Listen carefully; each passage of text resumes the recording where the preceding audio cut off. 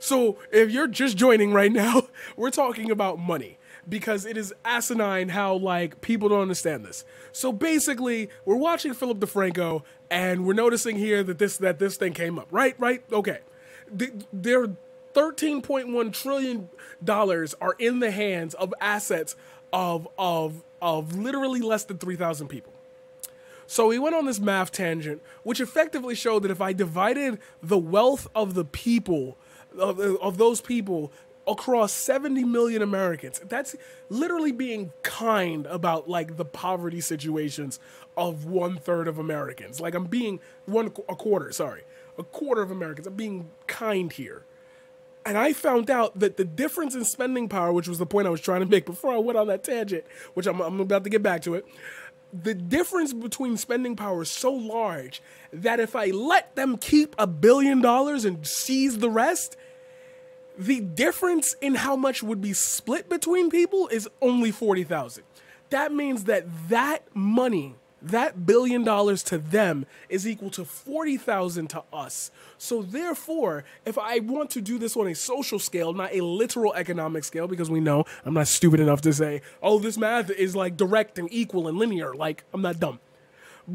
But that means in its essence that every time you were to stumble upon a grand glass ceiling of, let's say, a car accident settlement or an injury or insurance or life insurance, $40,000 is equal to $1 billion of their dollars. Because in the realm of splitting that wealth, letting you keep 1,000 only drops me down by 40 grand. Crazy. $146,000 being deposited in 70 million people's accounts would literally be the beginning of minority uplifting. The whole world, all of America going up after that. But that's never going to happen. That's a pipe dream of eat the rich. Back to the point we were just talking about. You want to know how fucked up the world is to like get to this point? So now, as we were talking about how hard it is to spend that money. People who have billions of dollars can literally not spend it as fast because as the larger your purchases go, the bigger the time it takes to certify said purchases. To which my chatter said, buying multiple homes would take weeks, even months. Y'all act like this is the problem I have with people not understanding wealth inequality. The things that you can't even do because you don't have the money to do it are compounded by the opportunities you would lose to make more money because you weren't even in those circles in the first place. I hate those threads and those memes where people are like, what's that dumb shit people be saying? Oh, if your circle's not talking about investment and houses and like children and what you're doing in your future, I don't want you around. It's like, I don't think you understand that you could achieve those things and you're not even in, if there were a ballpark, a literal baseball field, you are in the next state. That is how different it is to achieve those goals and still not be on that level. Now, I'm going to go a little bit deeper. For the love of God, I want you to stop thinking about money. I want you to stop thinking about money as this catch-all, if you have it, you're better off. Because you can go through $1 million in the span of like literally, if you tried as hard as possible, maybe 2 months. That means for every million, it takes you 2 months to spend it. So in a year, you can only spend 6 million. If we're talking about like only buying those things, right? You can clearly throw money away, but we're assuming that the people who have this money aren't going to do that. Go a step further. Do you know how to get in contact with a creditor for a house? Oh, I've got money now. Just researching the right people to talk to would take weeks. What? It is. I hate that because people have said before in the lottery, oh, when poor people win the lottery, they spend it quicker. It's because they have access to things that don't need to be cleared so fast. You know the running joke, like somebody wins the lottery and then buys more lottery tickets to try to increase their chances? You need a financial advisor, right? That costs money. You would lose money trying to figure out how to spend your money. And because you are poor, you're not going to like that, so you're not going in that direction in the first place. Look, I'm not trying to pick on y'all for y'all assumptions on money, because that is a huge economic, like there is a pseudoscience to it, but we're here on the social side of it. $1 billion is a lot of money. $1 billion would set you so far ahead. Okay, maybe it's been 5 minutes, 6 minutes. I haven't convinced you of a point or an argument yet. Let me make it clear to you. Get ready, because this one's going to sting me because I know it to be true. People who are pros at things generally aren't afraid of failing at that thing because they have enough money to fall back on.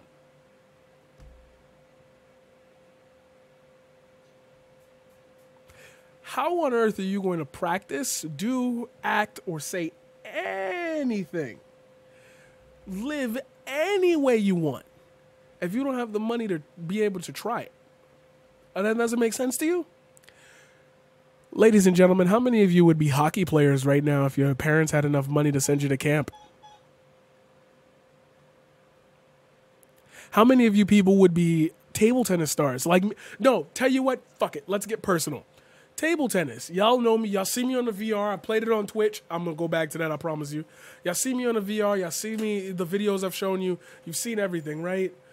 There is no way that you could facsimile a lifestyle in which you would try so hard, so levelly hard to achieve these dreams if you don't have the money to afford it. So therefore, that is a part of your life that is shut off from you. Now, I know people personally, like one of my good friends, I always shout him out because that man's still looking out for me to this day. Wally Green. Yes, same last name. It was funny when we first met, and it's still funny to this day. Wally Green. Wally Green came up from the projects. Worst environment than I was in. Like, was leading a negative lifestyle. Found table tennis, changed his whole life around. But he was also supported by people who saw his vision and helped fund it. He could not have been self-made, and it's proof because he didn't start that way. See? Dystopian stories turned into feel-good stories. I have to say that with, look, his life is much better now. But how many people could want to do that and don't have the opportunity to because their parents are sitting there saying, I ain't got time for that ping pong shit. You want to be good at ping pong. How about you ping pong your ass over to that job? How about you ping pong your ass over to... How about you fucking ping pong your ass over to school? Talking about I'm going to be a ping pong star. Fuck off. You better do them dishes. Better get them. You want to see some those dishes? I'll do some dishes. You better get in there. And it's like, it stresses me out because it's not the world in which you think you live in. And there's a lot about this world that you think that exists. And like, I'm here to tell you that shit is not real. Because how many opportunities, like, I hate that. I hate that so much. And I know that this seems like it's a realm off of money. But like, you are noticing that wealth is being trickled into it's funneled into a certain group of people. In what world are those people, in what world are these people going to give up that money voluntarily because they're acting like a poison on society? Is it wrong for me to dislike them? There are no ethical billionaires. Yeah, we know this. Blah, blah, blah this, blah, blah, blah that. Like, we know all this. That's fine. That's like, you being a billionaire is not my issue. It's once you get there, you do what poor people do and you hold on to it. So you can't stimulate the economy. Therefore, you create businesses and jobs that are supposed to help stimulate the economy. But the amount that you put into your workforce is like, your workforce is growing like this while your wealth is going up like this. So is it the consumer's fault? You see why it's always somebody else's fault and not the people in charge? After $1 billion, all that shit go to the government. All that shit go to the government. That sounds like, well, why would people want to be billionaires then if the government's going to take their money? And I got to remind that, and it's a circular argument, because now I got to go back to the beginning and tell you, they can't even spend that money. They physically do not. How many of y'all play The Sims? Here we go. We're going to go with the Sims argument. Once you get the motherload cheat, right? And you start, you up in your cash, you start to realize after a certain point that you don't even buy shit no more, right? Once you fix up your house or whatever, you'll just replace whatever. You barely see your bank account go down. You go out to eat. You don't care about what you buy. You enjoy the finer things. Why is that part of society locked off? Oh, because, people work for their money. Okay.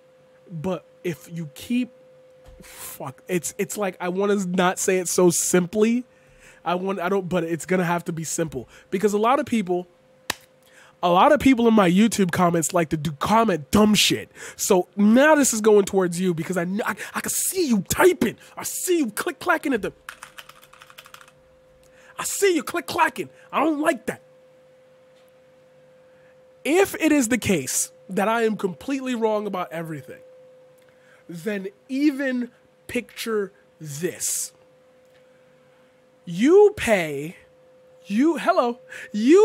people to do things for you, no matter where you are at in this society. If you are poor, the government pays out of its pocket there, and it's by taxpayer money. Therefore, it's a nice shuffle of social programs. That's not a bad thing. We're not saying that the spending things here are bad. They're definitely not. But that money gets circulated into your local economy. You spend food stamps at the grocery store. Oh, sorry. What are we talking about? Damn, I don't want to ruin the segment. Basically, we were I'll explain. I swear to God, I'll explain it to you once I'm done. I'm about to be done in like 3 minutes max, because I think I've drawn the point out. We're talking about millionaires and billionaires. That's literally what ended up happening here. You spend that money in your local economy. You do not take your food stamps and go 6 towns across to go to a supermarket that has better stuff that accepts EBT. Because one, that would be out of your realm, because obviously you are poor, therefore probably don't have some type of transportation that you would just use all willy-nilly. You might, but that's a different situation.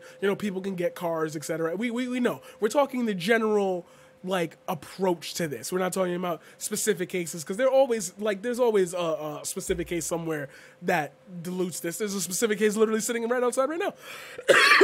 People have cars in the projects. That's not what we're talking about. We spend that money, or I'm sorry, that was point one. Obviously you don't have, feasible transportation. Or two, you wouldn't go out of your way to go 6 towns down if you knew from the state, oh, I'm going to spend more money, but the stuff is better. How are you going to get it back and forth? That doesn't make sense. So it helps your local economy. Therefore, the tax dollars that we spend to give people food stamps and other stuff ends up coming right back to us. So we can create jobs, infrastructure, learning institutions. It works if you have a good social net, which I hate to say it, our social safety systems are failing, but they are in ideology good. No one can argue that. We suck at implementing them, but them at ideology points make absolute perfect sense. Pay taxes, get shit out of it, roads, schools, healthcare. But if you can fathom that and agree with that, then I have to ask you, who do you think the rich people spend their money on? When they give a tip to the waiter, does that waiter live 6 towns down? No, he make good money because people that are rich tip him. So he lives closer so he doesn't have to commute. So he Who's getting the money for the car, the car dealership when they buy a car? Who's getting the commission on that? Where they live? They spending the money down there. That's why trickle-down economics is a failure of policy implementation, because it doesn't make literal sense. Billionaires would not be getting richer if they were spending at the rate they were gaining. It can't be the consumer's fault, because all we can do in this country is consume, because the capital is literally being launched up. Now, if the billionaires that keep reaching this point were to invest that money into smaller companies that they could branch out from and let literal communities live through that, then the wealth would continue to trickle down, because they're investing the wealth that they already made into places that will give them more wealth, and the circle would be more fluid. But it's not. How are you paying for hockey lessons? Your parents are poor, so you don't play hockey. You don't become you don't become a hockey star because your parents couldn't afford the hockey lessons. You could get lucky. But how many people are getting lucky with enough time to actually make it to the NHL? Do I have to repeat Happy Gilmore?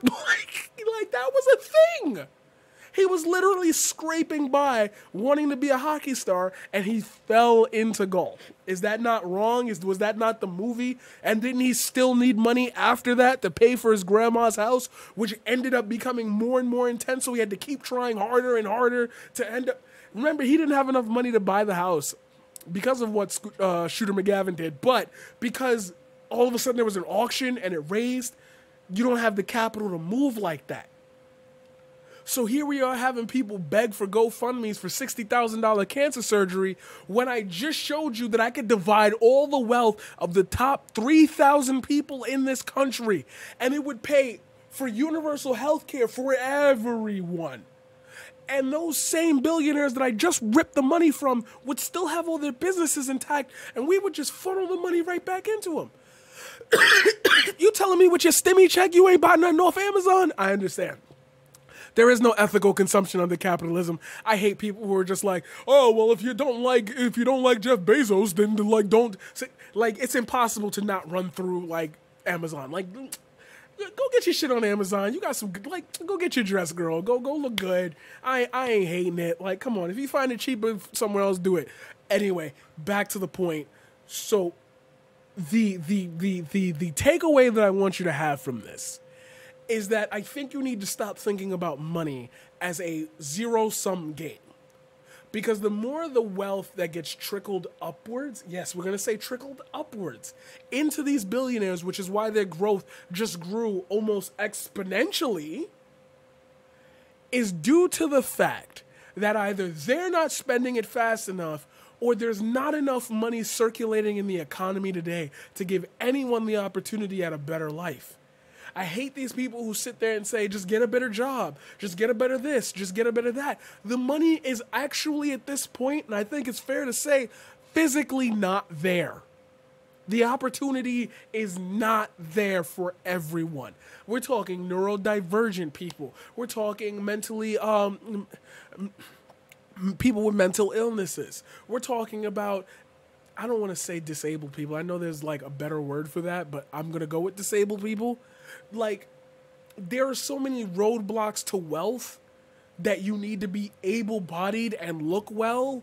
Like, I was gonna launch into this whole thing about how it's impossible to grow as a streamer because I'm African American, so I don't have the cadence, or I don't have the look, or I don't have the energy that some other white, like, I hate cis male white like people do. Like, it's a fact, and if it wasn't a fact, I wouldn't have had such a hard time trying to find other African American creators. The majority of the people that I watch that got me into this thing are white men. Like, Turkish men, like, white identifying. Like, nobody looks at Hassan Piker and says, well, they hear the last name Piker and they might go somewhere with it, but nobody hears the word, like, looks at Hassan and thinks, that's a dirty immigrant. Like, he looked good. This is not a slight on him. Don't even get me wrong. He looked good. Like, we ain't talking like that. We're talking in general perception. That's just something we can't ignore. Vosh, white guy, looks like the meme. Like there's a subconscious level to why these people get the attention that they get, and they work hard for it. Don't even get me wrong there. But they are also afforded the ability to work hard because people are more willing to invest in them. While the black community will always look, you're mad aggressive, you're this, you're that. Like, I'm not gonna spend my, and it's an overlapping thought that has to bring me back to the beginning. There is no ethical billionaires because it literally creates this dynamic to which people feel like they can't succeed because that ceiling has never stopped going higher. There is no, you can't grab the brass ring, that shit is 27 stories up. You have to literally kill yourself to get to that point. And when you make it to that point, you won't even realize it because all you've spent your entire time on is just trying to survive. Your brain can't comprehend. You don't need to, like, stop thinking about money as a zero-sum game.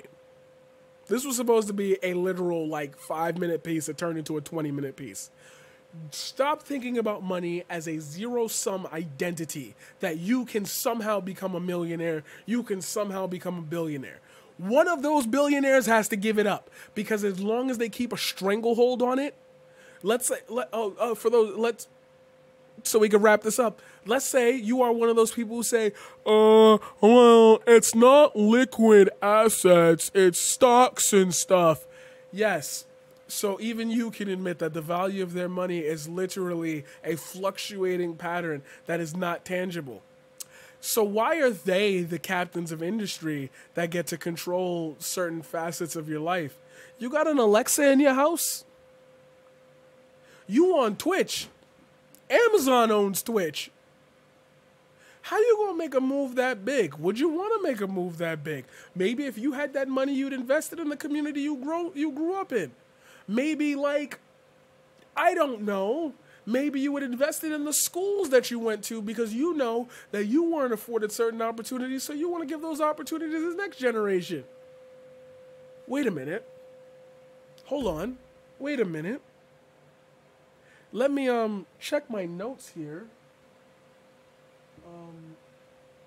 Yeah, let me just check my notes here.